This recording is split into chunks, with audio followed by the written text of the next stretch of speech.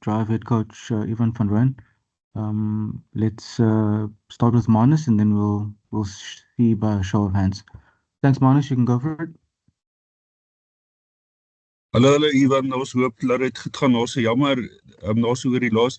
Ek wil sê dalk net eerstens ons gaan ons hele nou ons Ierland vir die volgende 14 dae aan daar so bly en daar's as julle daar aanbly ons hoe nou van ons die bok ouens vir ons na die bok beleidingskamp. Ek moet sê genooi is daar gaan hulle huis toe kom of hoe gaan dit nou werk Ivan asseblief?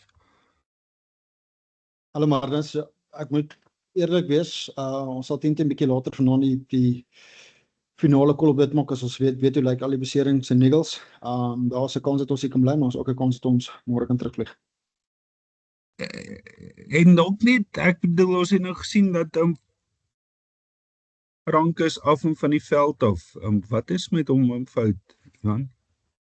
Ja, hy het 'n hamstring wat hy gevoel het, so hopelik het ons hom vroeg genoeg afgehaal dat hy hom nie slagseer gemaak het nie, maar ja,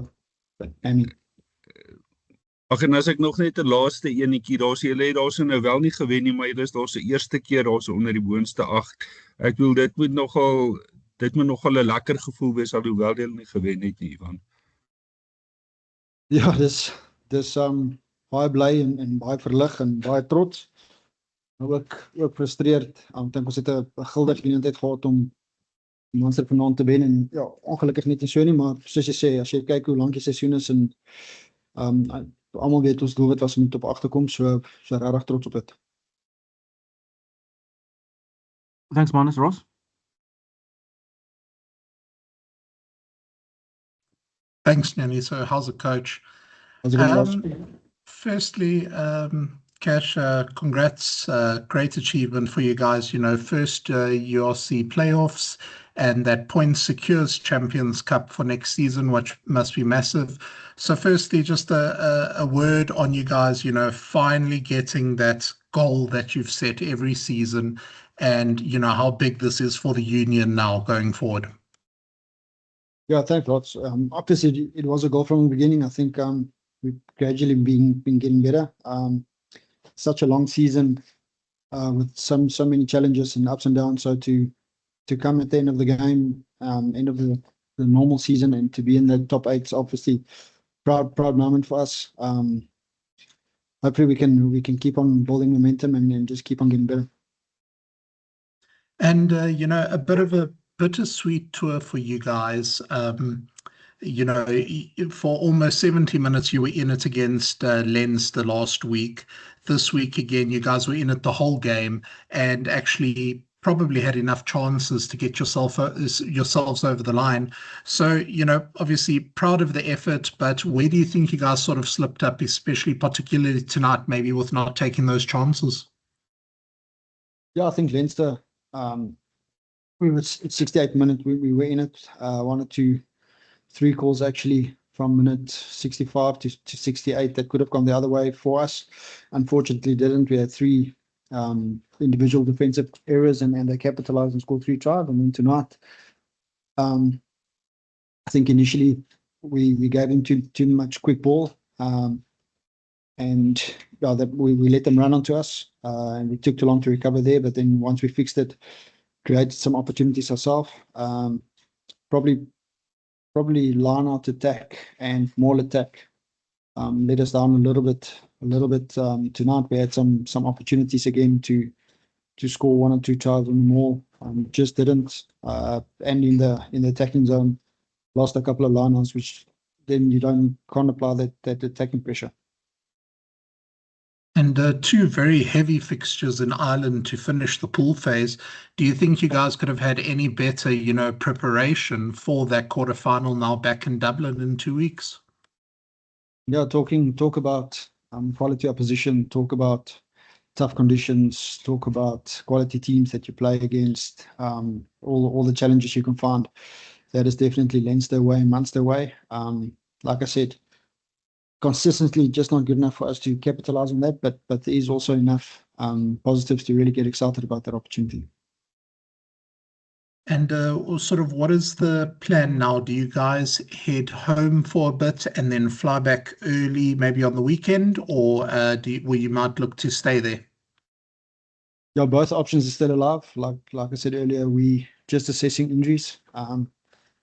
Before we go to bed tonight, we'll make that final call whether we healthy enough to stay and prep, or whether we flying back and go rest and recover and restart again, and then fly in for next week. Yeah, speaking about the injuries, Henko looked quite uncomfortable there coming off. Is that one quite a big worry for you guys, obviously, along with Franke too? Yeah, he's got an ankle that's quite sore. Hopefully for him and for us, it's not too serious. Franke, like I said, came off with a sore hammy. Hopefully we pulled him off early enough to not make it too bad. Richard failed his HIA, so he potentially will be back for the Leinster game. So there's a couple. Obviously we lost Venter last weekend as well. So yeah, that's what I say. We'll have some quiet time tonight and make a good informed decision whether we're staying here or whether we're going back. And then just speaking about Venter, is there any news on if he'd may possibly be back for that quarterfinal or not? Or have you not heard yet? No, it doesn't look good, to be honest. Looked to be quite a serious knee injury, so he's still seeing specialists that side and still getting opinions, but it's not looking too good. Perfect. Thanks very much, Coach, and well done again. Thanks, Ross. Thank you, Ross. Morgan? Hi, Coach. Congratulations on getting into the top 8 in the Champions Cup qualification. But I think we can agree it was still a very frustrating game against Munster. You know, as Ross pointed out, there were a lot of chances that you guys could have taken. The game was there for you. What do you, just off of that, looking at that game, what do we need, or what do you need rather to what can you take forward? And then, you know, positives that we can build on towards playing against Leinster? Yeah, thanks, Morgan. I think both fixtures, Leinster and Munster, some good glimpses of good physicality, momentum, quick ball at stages, because they can put you under so much pressure in those conditions. Decision making still can improve a little bit. Game management at times tonight was really good, and at times we put ourselves under pressure there. One-on-one hits at times also really good, and at times just not setting quick enough, and then they get momentum, and then once they run onto you, they're a different team. And detail, we missed quite a bit of detail tonight. Sorry, we missed quite a bit of detail tonight, so something we can be sharp with.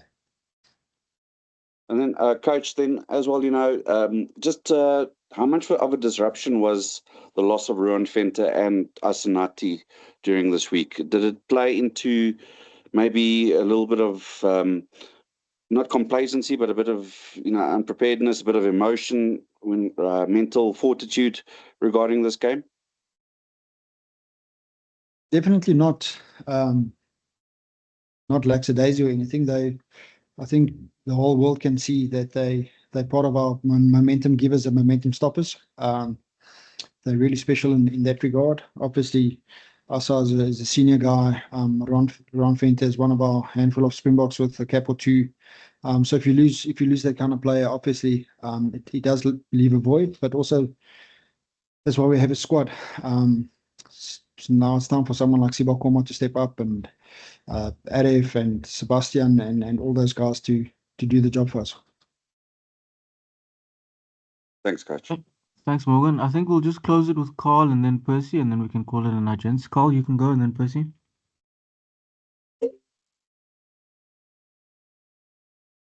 Coach, maybe the quarterfinal is a little bit less pressure, because with all the other matches you had to win in order to achieve something, and the quarterfinal at Leinster, you must just want to proceed to the next one. Do you see it as less pressure, starting with a clean sheet, or is it more involved? To be honest, I think playing Leinster itself at the Viva creates its own pressure. But in terms of a must win for lock positions and go through, Carl, I think you're correct there. We knew that with Ulster still being in the EPCL final, we need at least 1 point from this game to stay clear of that slippery eight spot. They do put you on a little bit of pressure pre-game, where what I do agree with you next week is with the following game is as you play Leinster, they just would have played the European final. They might be European champions and you play them. So that's an opportunity. The energy and focus on all of that should look after itself. It's just can we rise to the occasion and can we find a way to play our game against them? Appreciate it, sir. Thank you, Carl. Percy, you have the last one for the evening before we release Ivan.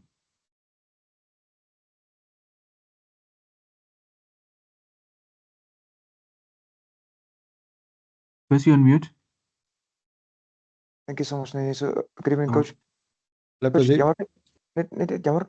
Eers net twee vinnige vragies vandag. Coach, wat ek jou reg verstaan, sê jy beserings gaan bepaal watter een van die twee opsies gaan julle moontlik oorweeg oornag nou of julle huis toe gaan kom en of julle gaan aanbly? Ja, ek dink beserings en niggles standpuntstote. Ja, as ons gesond genoeg is en of vars genoeg kan wees vir 2 weke, dan daarbinne sal ons 'n besluit neem. Which is the last question. I missed the first part of this press conference. Can I just ask you though? There was one incident, obviously, you looked very irritated with that incident. The incident about this serious allegation. How do you guys deal with that allegation, or do you guys prefer just to sweep this matter under the carpet? Because the allegation makes the Lions look bad. If maybe you can correct me though. Well, we're not aware of it. We didn't see it. It's not in our character to do that. I can't see one of the players doing it deliberately, so it's not a case of hiding it under the carpet. Yeah, if we can find anything or see anything, I think we'll deal with it, but it's not part of our character. Thank you so much, coach. Percy, thank you, colleagues. Thank you very much, coach. All the best, and we'll chat soon. Thanks, everyone. Enjoy your Dankie, weekend. Ivan. Bye, cheers.